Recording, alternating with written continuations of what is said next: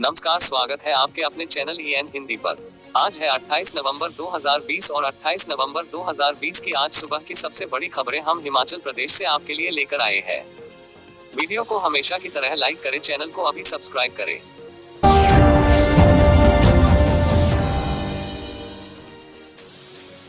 हिमाचल में नए बिजली मीटर की बढ़ाई गई दरों पर लगी रोक। हिमाचल में बिजली के नए मीटर लेने वाले बिजली उपभोक्ताओं के लिए राहत भरी खबर है।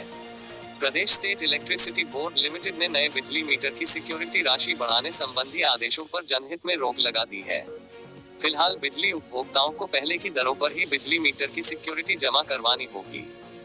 बिजली बोर्ड अधिकारियों से मिली जानकारी के अनुसार प्रदेश के विद्युत उपभोक्ताओं की परेशानियों को समझते हुए और इस बारे में संज्ञान लेते हुए हिमाचल प्रदेश उच्च न्यायालय में पुनर्विचार संबंधी याचिका बोर्ड ने दायर की थी, जिसका निर्णय आज हिमाचल प्रदेश उच्च न्यायालय ने दे दिया है। उच्च न्यायालय ने बोर्ड की इस याचिका पर हिमाचल विद्युत नियामक आयोग को पुनर्विचार करने संबंधी आदेश सुनाए हैं। अब ली जाएगी पुरानी निर्धारित सिक्योरिटी राशि। सुखराम। प्रदेश के ऊर्जा मंत्री सुखराम ने बताया कि राज्य में बिजली का मीटर लगाने के लिए उपभोक्ताओं से अब पुरानी ही निर्धारित सिक्योरिटी राशि ली जाएगी। उन्होंने कहा कि राज्य के बिजली उपभोक्ताओं को माननीय उच्च न्यायालय से बड़ी राहत मिली है। उन्होंने कहा कि बिजली का मीटर लगाने के लिए उपभोक्ताओं से ली जाने वाली सिक्योरिटी राशि जो बढ़ गई थी, उसे माननीय कोर्ट द्वारा सरकार के आग्रह पर स्थगित कर दिया गया है। ऊर्जा मंत्री ने बताया कि उच्च न्यायालय के आदेशानुसार मामले की पुनः समीक्षा की जाएगी ताकि उपभोक्ताओं पर अतिरिक्त बोझ न पड़े। कोरोना से 11 और ने तोड़ा दम, 815 संक्रमित। हिमाचल में कोरोना संक्रमण से मौतों का सिलसिला नहीं थम रहा है। शुक्रवार को कोरोना से 11 लोगों की मौत हो गई। एसपी बिलासपुर दिवाकर शर्मा समेत 815 लोगों की रिपोर्ट पॉजिटिव आई है।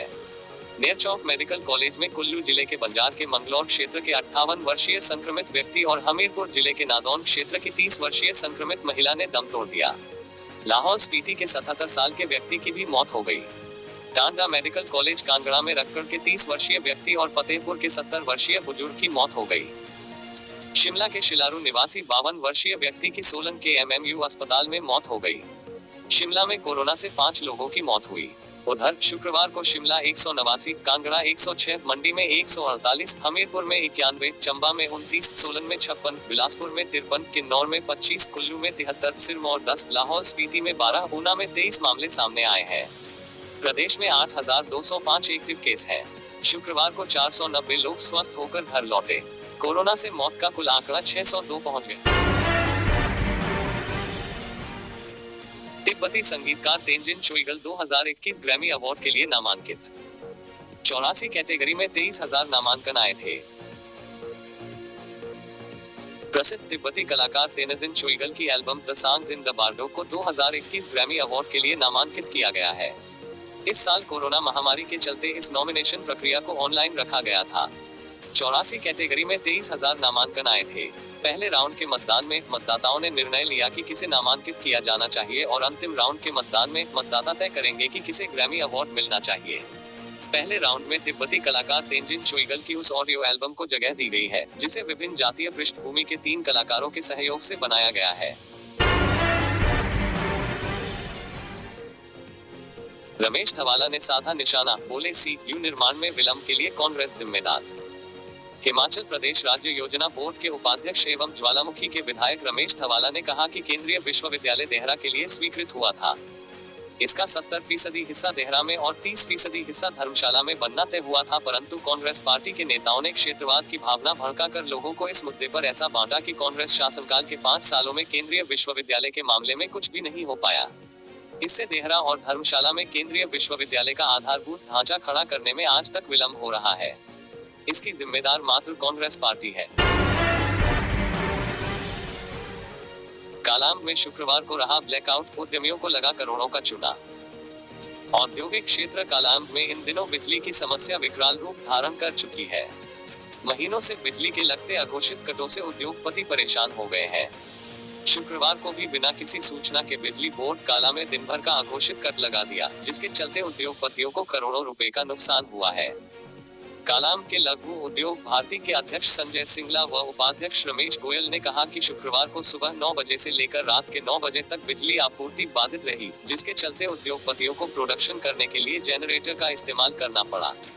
एक अनुमान के मुताबिक इस पूरे दिन के ब्लैकआउट के कारण उद्योगपतियों को करोड़ों रुपए का नुकसान झेलना पड़ा। हिमाचल पुलिस को मिले 834 नए कांस्टेबल, राज्यपाल बंडारू दत्तात्रेय ने दिया यह अचूक मंत्र। पुलिस प्रशिक्षण महाविद्यालय डरोह में पुलिस आरक्षियों के 21वें दस्ते के दीक्षांत परेड समारोह में राज्यपाल बंडारू दत्तात्रेय मुख्य अतिथि के रूप में शिरकत की और दीक्षांत परेड में 834 आरक्षियों ने भाग लिया। इसमें 642 पुरुष और 192 महिला आरक्षियों द्वारा आयोजित पासिंग आउट परेड की सलामी ली। प्रशिक्षुओं और उनके अभिभावकों को संबोधित करते हुए राज्यपाल ने सभी आरक्षियों को बधाई देते हुए कहा कि प्रशिक्षण में आवश्यक दक्षता हासिल कर अब प्रदेश पुलिस परिवार में शामिल होने जा रहे हैं। सभी से यह अपेक्षा रहेगी कि संविधान, प्रजातांत्रिक मूल्यों एवं कानून के अनुरूप अपने कर्तव्यों का पालन करते हुए आम मानस की भावनाओं के अनुरूप कार्य करें। उन्होंने कहा कि प्रशिक्षुओं की निष्ठा एवं जोश को देखकर उन्हें पूर्ण विश्वास है कि आप इसी आत्मविश्वास, अदम्य साहस एवं सहानुभूति के भाव से प्रदेश के लोगों की सेवा में तत्पर रहेंगे और जिम्मेवारी से अपने कार्य तथा आचरण से उत्कृष्ट सेवा का उदाहरण प्रस्तुत करेंगे। भोरा में व्यक्ति ने की खुदकुशी, घर से बरामद हुआ शव। ग्राम पंचायत भोरा में एक व्यक्ति द्वारा खुदकुशी करने का समाचार मिला है। स्थानीय लोगों से मिली जानकारी के अनुसार कुलदीप चंद 45 पुत्र गोवर्धन, जो कि जियोग्राफी में स्नातक और बेरोजगार था तथा घर में अकेला ही रहता था, उसका भाई कुल्लू में नौकरी करता था। 2-3 दिन पहले उसके भाई ने उसे खर्चे के लिए पैसे भेजे थे, परंतु मोबाइल पर बार बार फोन करने पर कोई रिस्पॉन्स नहीं मिल रहा था, तो पड़ोसियों को फोन करके उसका हाल चाल पूछने की बात कही। पड़ोसियों ने देखा कि घर चारों तरफ से बंद है तथा मोबाइल चार्जिंग में लगा था, जिसकी घंटी बज रही थी परंतु उठा कोई नहीं रहा था। निरीक्षण अधिकारी पुलिस थाना पंचरुखी संदीप कुमार के अनुसार मृतक के भाई के आने के बाद पड़ोसियों के साथ घर के पीछे का दरवाजा तोड़ा गया तो कुलदीप चंद जमीन के ऊपर गिरा हुआ पाया गया, जिसकी मौत हो चुकी थी। पुलिस ने शव को कब्जे में लेकर पोस्टमार्टम के लिए नागरिक अस्पताल पालमपुर भेज दिया है तथा भारतीय दंड संहिता की धारा 174 के तहत मामला दर्ज कर कार्रवाई की जा रही है। अब प्रदेश शिक्षा बोर्ड का अपना कुलगीत व प्रार्थनाएं गाएंगे विद्यार्थी। हिमाचल प्रदेश स्कूल शिक्षा बोर्ड ने स्कूलों के लिए 5 प्रतिज्ञाओं सहित अपना कुलगीत तैयार किया है। अभी तक यह लॉन्च नहीं हुआ है, लेकिन शिक्षा बोर्ड ने इसे तैयार कर लिया है और जल्द ही इसे लॉन्च करेगा। हिमाचल प्रदेश स्कूल शिक्षा बोर्ड ने अब अपना कुलगीत तैयार किया है। इस गीत के जरिए हिमाचल के पर्यावरण सहित हिमाचली संस्कृति का वर्णन किया गया है। इसमें संगीत से लेकर अन्य औपचारिकताओं को भी पूरा कर लिया गया है। इस गीत को स्कूलों के ही छात्र छात्राओं ने अपनी मधुर आवाज दी है। इन प्रतिज्ञाओं को व कुलगीत को विद्यार्थी स्कूलों में होने वाली प्रार्थना सभा के दौरान बोलेंगे। इन प्रतिज्ञाओं के जरिए पर्यावरण संरक्षण, बेटी बचाओ बेटी पढ़ाओ, यातायात नियमों सहित अन्य विषयों को लेकर जागरूक होंगे। प्रदेश स्कूल शिक्षा बोर्ड धर्मशाला के अध्यक्ष डॉक्टर सुरेश कुमार सोनी ने बताया कि स्कूल शिक्षा बोर्ड ने अपना कुलगीत व 5 प्रार्थनाएं तैयार करवाई हैं, जिन्हें स्कूलों में सुबह प्रार्थना सभा के दौरान बोला जाएगा। जल्द ही इसकी विधिवत लॉन्चिंग की जाएगी। आशा वर्कर्स का वेतन न बढ़ा तो हिम सुरक्षा में नहीं करेंगी काम, सरकार के खिलाफ गर्जी। पांवटा साहिब में राजपुर ब्लॉक की आशा कार्यकर्ताओं ने अपनी मांगों को लेकर शुक्रवार को सरकार के खिलाफ प्रदर्शन किया। इस दौरान अपना मानदेय बढ़ाने के लिए पांवटा के एसडीएम LR वर्मा को एक ज्ञापन भी सौंपा। आशा वर्करों ने कहा मानदेय नहीं बढ़ा तो वे हिम सुरक्षा अभियान में काम नहीं करेंगी। इस दौरान इंटक के नेता सुभाष शर्मा भी उनके साथ रहे। इस दौरान आशा वर्करों ने ज्ञापन के माध्यम से सरकार से मांग करते हुए कहा कि 25 नवंबर से 27 दिसंबर तक जो हिम सुरक्षा अभियान चलाया है, सरकार आशा कार्यकर्ता को उचित न्यूनतम वेतन दिया जाए। खरामुख होली रोड पर गिरी आफत, मौसम खुलते ही दरकने लगे पहाड़, चट्टाने गिरने से डंगा गिरा। मौसम के खुलते ही भरमौर में पहाड़ों के दरकने का दौर आरंभ हो गया है। शुक्रवार सुबह खरामुख होली मार्ग पर गरोला के पास छेडू मोड़ पर पहाड़ी का एक बड़ा हिस्सा दरक गया, जिस कारण सड़क का एक बड़ा हिस्सा विशालकाय चट्टानों के नीचे दफन हो गया है। साथ ही इसी मार्ग पर ज्यूरा के पास सड़क का डंगा गिर गया। लिहाजा रोड पर वाहनों की आवाजाही पूरी तरह से ठप पड़ गई है और यात्री भी बीच राह में फंस गए हैं। नतीजतन सड़क के दोनों तरफ वाहनों की लंबी लंबी कतारें लगी है। उधर कोली घाटी से कांगड़ा जिला और चंबा की ओर जाने वाली बसें भी बीच राह में फंसी हुई है। हालांकि ज्यूरा के पास दर के डंगे से हल्के वाहनों की आवाजाही हो रही है। कुल मिलाकर क्षेत्र में बारिश के दौर से निजात मिली तो अब पहाड़ों के दरकने से लोगों की मुश्किलें बढ़ गई है। काजा में लगेंगे साइन बोर्ड, तकनीकी शिक्षा मंत्री रामलाल मार्कंडेय ने कहा, साडा का बजट बढ़ा। काजा उपमंडल में साडा की बैठक तकनीकी शिक्षा मंत्री डॉक्टर रामलाल मार्कंडेय की अध्यक्षता में संपन्न हुई। इसमें वित्तीय वर्ष 2019-20 के कार्यों की समीक्षा की गई। इसमें सीसीटीवी कैमरे स्थापित करने के कार्य के बारे अधिकारियों से फीडबैक ली।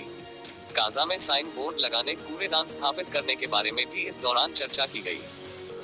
वहीं काजा बाजार और ताबो में हाई मास्ट लाइट लगाने के कार्य को शीघ्र शुरू करने के आदेश अधिकारियों को दिए गए। दूसरी ओर काजा बाजार में इंटरलॉकिंग टाइल का कार्य पूरी तरह किया जाएगा। मार्कंडेय ने कहा कि साडा का बजट 5 लाख होता था, इसे बढ़ाकर 15 लाख रुपए कर दिया गया। हिमाचल में 1 दिसंबर से खुलेंगे मेडिकल व नर्सिंग कॉलेज, स्टूडेंट्स को करना होगा ये काम। हिमाचल में 1 दिसंबर से मेडिकल व नर्सिंग कॉलेज खुलेंगे। कोरोना के नियमों की पालना करते हुए स्टूडेंट्स को कोरोना की नेगेटिव रिपोर्ट भी साथ लानी होगी। यह बात स्वास्थ्य सचिव अमिताभ अवस्थी ने प्रदेश सचिवालय में आयोजित प्रेस वार्ता के दौरान कही। उन्होंने कहा कि कोरोना महामारी के दौर के बीच पहले, प्रथम व अंतिम वर्ष के MBBS व BDS सहित नर्सिंग की कक्षाएं शुरू होंगी। उसके बाद 7 दिसंबर से अन्य स्टूडेंट्स को भी बुलाया जाएगा। हालांकि कुछ दिन पहले नेशनल मेडिकल कमीशन NMC की तरफ से ये निर्देश आए हैं कि मेडिकल कॉलेज को खोल दिया जाए, जिसके बाद अब सरकार ने मेडिकल कॉलेज में कक्षाएं शुरू करने का निर्णय लिया है। अवस्थी ने कहा कि हिमाचल में अब रोजाना कोरोना की जांच के लिए करीब 6000 टेस्टिंग होगी ताकि मामलों में कमी आए। वहीं कुल्लू में बेड की संख्या बढ़ाई जाएगी ताकि यहां पर कोरोना के मरीज भर्ती किए जा सकें। धर्मशाला में ही होगा विधानसभा का शीतकालीन सत्र, जयराम। विधानसभा के शीतकालीन सत्र को आयोजित करने को लेकर आयोजित बैठक के बाद मुख्यमंत्री जयराम ठाकुर ने कहा है कि इसका आयोजन धर्मशाला में ही किया जाएगा। उन्होंने कहा कि सरकार शीतकालीन सत्र को टालना नहीं चाहती है और इसको लेकर पहले ही निर्णय लिया जा चुका है। मुख्यमंत्री ने पत्रकारों से अनौपचारिक बातचीत में कहा कि नेता प्रतिपक्ष को यह मालूम होना चाहिए कि कांग्रेस के अधिकतर विधायक सत्र को आयोजित करने के पक्ष में नहीं है। उल्लेखनीय है कि इससे पहले संसदीय कार्य मंत्री सुरेश भारद्वाज की अध्यक्षता में सर्वदलीय बैठक का आयोजन किया गया। इसमें नेता प्रतिपक्ष मुकेश अग्निहोत्री, माकपा विधायक राकेश सिंघा और निर्दलीय विधायक होशियार सिंह ने भाग लिया। बैठक के बाद यह निर्णय लिया गया कि इस बारे मंत्रिमंडल की आगामी बैठक में अंतिम निर्णय लिया जाएगा।